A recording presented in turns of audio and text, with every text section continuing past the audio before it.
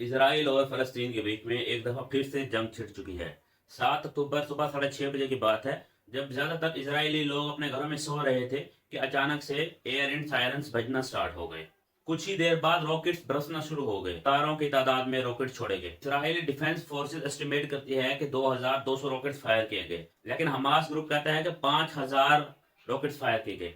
आमतौर पर इसराइल के पास एक आयरन डोम नामी सिस्टम है, जो कि दुनिया का सबसे बेस्ट एयर डिफेंस सिस्टम है। जब भी किसी जगह पे रॉकेट्स की बरसात होती है तो ये मोबाइलिटी के थ्रू उनको डिटेक्ट करके हवा के अंदर ही डिस्ट्रॉय कर देता है और इसराइल को प्रोटेक्ट करता है। लेकिन यहाँ पे 5000 रॉकेट फायर किए गए 20 मिनट के अंदर अंदर कि आयरन डोम सिस्टम भी फेल हो गया। हजारों की तादाद में इसराइली लोग मारे गए। ये सरप्राइज अटैक पिछले कई सालों का सबसे बड़ा हमला है जो कि इसराइल और फलस्तीन के दरमियान हुआ है।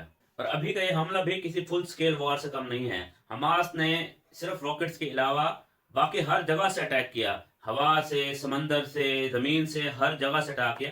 इवन के जो कि बाउंड्री वॉल बनाई हुई थी इसराइल ने, उसको भी तोड़कर वहां से फलस्तीनी जो लोग हैं वो इसराइल के अंदर एंटर हुए। Canada, European union, Israel, Japan, Australia, USA और यूके हमास को एक टेररिस्ट ऑर्गेनाइजेशन मानते हैं, लेकिन दूसरी तरफ इसे टेररिस्ट नहीं कंसीडर किया जाता Brazil, China, Egypt, Iran, Norway, UK, कतार, रशिया और सीरिया के द्वारा। अभी के कॉन्फ्लिक्ट का जो नक्शा है जो देखा जाए तो आप देख सकते हैं गाजा स्ट्रिप रेड कलर का है और इसराइल के टेरिटरी के कितना अंदर पैलेस्टीनियन मिलिटेंट्स वो आप ब्लू कलर में देख सकते हैं। हमास के मिलिट्री कमांडेंट ने इस पूरे हमले को ऑपरेशन अल अक्सा फ्लड का नाम दिया है और कहा कि ये हमला हमास इसलिए कर रहा है क्योंकि इसराइल ने फलस्तीनियों पर बहुत जुल्म किए हैं। स्पेसिफिकली ये रिस्पॉन्स है अल अक्सा मस्जिद में हुआ था उसका। इसराइल ने रिस्पॉन्स में जो हमला लॉन्च किया उसका नाम आयरन सॉर्ड का नाम दिया उसे।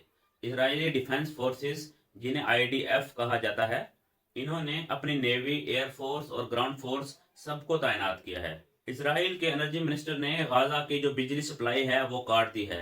काफी हद तक ये बिजली इसराइल के थ्रू ही गाजा को सप्लाई की जाती है। इसराइल के प्राइम मिनिस्टर ने एक टेलीविजन में कहा कि citizens of Israel we are at war. इन्होंने कहा दुश्मन को एक बहुत ही बड़ी कीमत चुकानी पड़ेगी इसकी।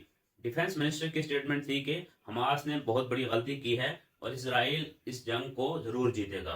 जिस तरह से फलस्तीन और इसराइल के दरमियान में जंग तूल पकड़ रही है, इस तरह से मसले मसाइल और ज्यादा कशीदा होना स्टार्ट हो गए हैं। दूसरी तरफ अमेरिका ने अपना बेड़ा जो है वो इसराइल की तरफ भेज दिया है, इसराइल को सपोर्ट के लिए। इधर से मुसलमानों ने भी सपोर्ट करना स्टार्ट कर दिया है। इसमें अफगानिस्तान के तालिबान शामिल है। उन्होंने कहा कि हमें रास्ता दिया जाए ताकि हम जाके, देखा जाए तो ये जंग इतनी आसानी से जल्दी खत्म नहीं होगी, लेकिन उम्मीद ये की जाती है कि इस जंग को बिल्कुल ही आसान तरीके से रोका जाएगा। नहीं तो अगर वर्ल्ड वॉर 3 स्टार्ट हुई तो आप अंदाजा लगा सकते हैं पूरी दुनिया में कितने ममालिक हैं जिनके पास न्यूक्लियर पावर्स हैं, जिसमें इस्लामी ममालिक भी हैं और दूसरे ममालिक भी हैं। तो जब आपस में न्यूक्लियर वॉर स्टार्ट हुई तो पूरी दुनिया का नक्शा ही बदल जाएगा।